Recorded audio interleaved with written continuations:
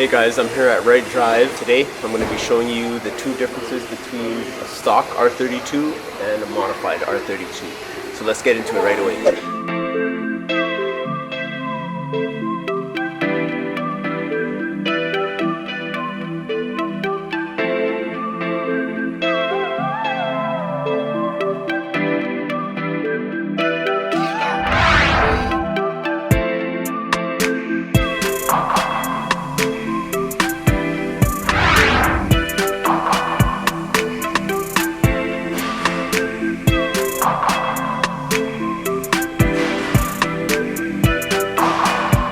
So right off the bat, I'm sitting inside of the modified GTR R32, and these Bride Low-Max seats alone just impact the drivability by far compared to the stock seats. These ones hug your figure more and literally just all in all gives you a better driving position. So right then and there, that's a big difference. So if I bring you over to the interior now, so you have gauges, you have your valve controllers where you can make any adjustments, and this looks like a stock wheel. It looks like the other GTR has aftermarket wheel, but this is probably a stock wheel. So that's one thing that this modified, heavily modified version has over the stock version. Right here we have an AEM air fuel ratio gauge as well, with a lot of switches to flick up. I believe this has something to do with the methanol injection in the back, so I have no idea with that, but if I do get in contact with the owner and find out, I'll let you guys know. Other than that, everything else seems pretty stock. Well, this cluster here says Nismo on it, and this isn't a Nismo version, so maybe that's aftermarket as well. Moving along now, we also have a roll cage, partial roll cage in the backside area here. That just gives it some more stability. If you have it on the track, just keeps it stable even more than the stock GTR is stable.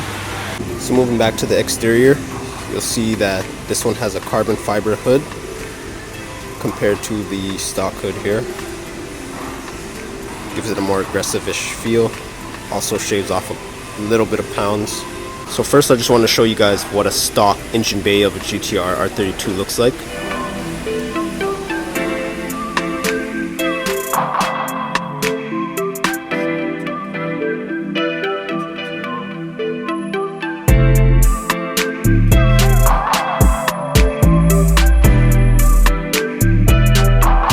Turbos aren't exposed. I believe they're just down in this area here, somewhere underneath all this good stuff here. Already you guys can see a massive difference. So right off the bat, the head is a different color, painted very nicely.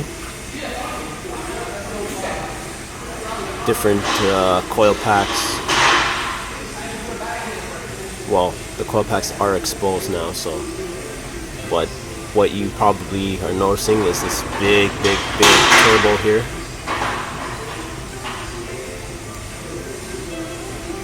Nice wiring here.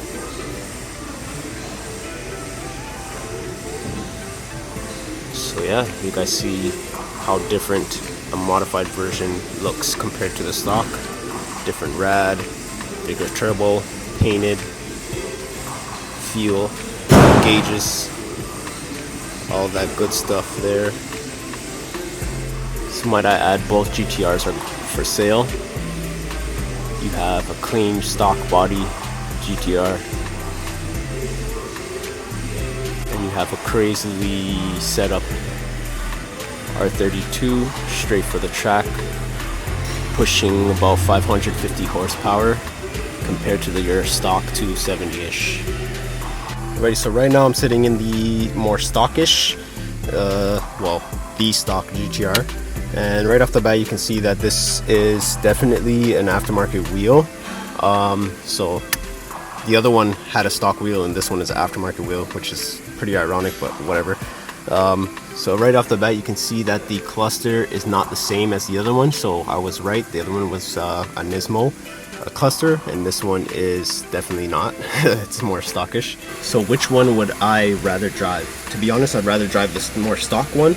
Reason being is because I can drive it every day if I needed to, rather than having something heavily modified and you always want to go fast, right? There's only certain places that you can apply all that power to and really test the limits of it, and that's obviously on the track.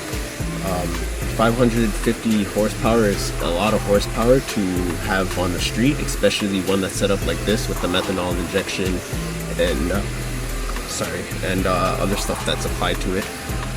So yeah, if I had to choose, I'd definitely take a stock one, but owning a modified one would be pretty cool. I'm more of a simple guy. I like tasteful mods rather than heavily done up ones where, you know, it can literally kill you if you're not responsible. So definitely would take the silver one over the gray one.